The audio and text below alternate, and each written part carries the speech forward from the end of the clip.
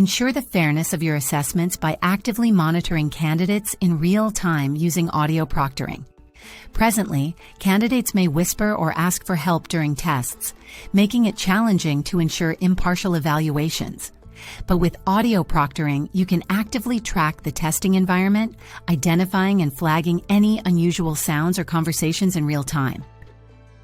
Let's explore the functionality of audio proctoring in VCP.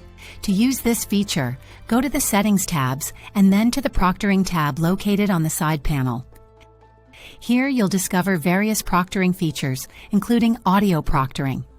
Just a quick reminder, you'll also need to enable whole screen recording for effective use of audio proctoring. To turn on this feature, simply toggle it on. This feature monitors surrounding sounds and any misconduct during tests.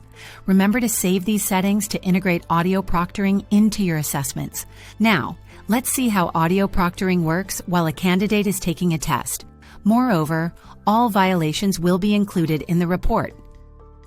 By actively monitoring audio, you ensure only deserving candidates succeed, safeguarding the integrity of your assessments. Ready to protect the integrity of your assessments? Start using audio proctoring with VCP today.